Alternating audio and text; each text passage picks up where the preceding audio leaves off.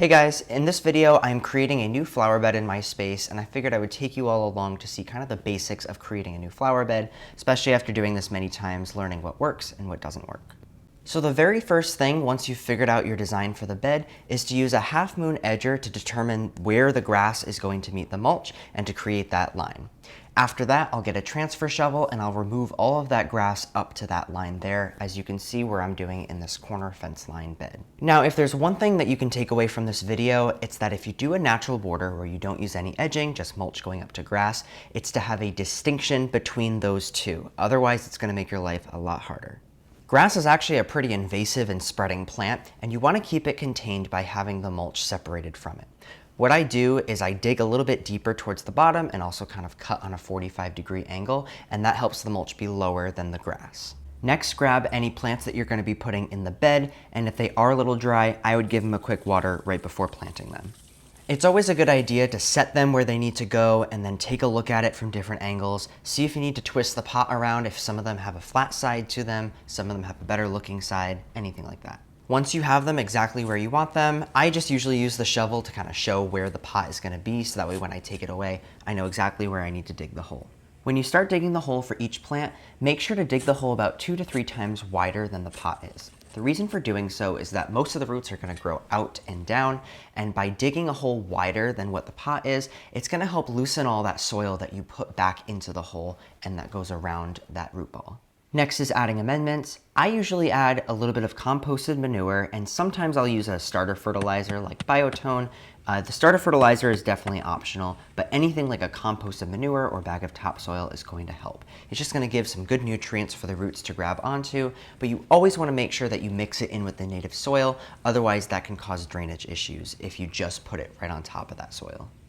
You can see that I tease the root ball a little bit. It's not super important, but it's not going to hurt just to tease it up a little bit.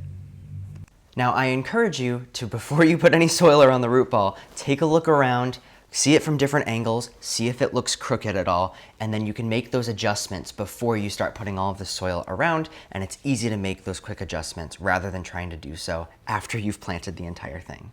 Also, I will mention that if you are planting in the summer, it does help to set up an umbrella, especially for this last part, as it can make the process go a lot smoother. Now that you know that your tree is exactly where you want it to be, you can start putting the native soil around the root ball. I also do like to step around here just to give some more support and stability for the root ball, but don't step too hard. It's just a gentle step to help hold everything in place. If you compact the soil too much, it's going to make it difficult for those roots to grow, which ultimately will end up stunting your tree. Keep in mind that I'm using the word tree interchangeably with basically any plant, just because I'm putting a tree in the ground, but if you are using a shrub, perennial, anything like that, this will still apply. Right here, I'm just trying to take away some of the soil from the base of the tree, as this can be the most common issue that I will see with people putting trees in the ground. I did put a well around here just so that way it can hold some of the water around this tree, but the biggest thing when you are planting a tree in the ground is to not plant it too deep. Planting it too deep can choke out the tree, especially over time as well. Trust me, I've done it myself and I've had to lift trees, and that's not always fun. So it's always best to plant a tree a little bit too tall, and then you can mound soil up and around that root ball. You just don't want to put any soil higher than what the soil line is in the pot when you buy that plant. So I gave this tree just an initial water in. I'm going to be watering it a second time just to make sure that it's properly watered, and now I'm going to be putting mulch in. Mulch is a really great thing to use because it can help give your garden bed a finished look. I happen to use natural wood chips. You can use a dyed mulch if you want. There's other things like pure hemlock mulch which aren't dyed. Anything is going to work great though. And mulch is great primarily for 2 reasons. 1 is weed prevention, and 2 is water retention.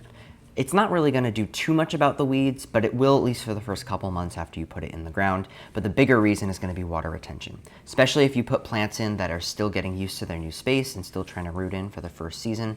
The mulch is going to help cool the soil so that way there's not as much water evaporating from the soil, and it does help hold on to more water. So you can see the second time that I watered this tree, I'm also watering the mulch in the area around, as it's going to take a lot longer for that space to dry out versus watering just right around the base of the tree. I only put a thin layer of mulch, but generally about 3 or 4 inches is good for the first time that you're mulching. Some people like to top dress every year, some people like to top dress every couple of years. At that point, you'll need to do another inch or 2. And you're done, you've created your first flower bed.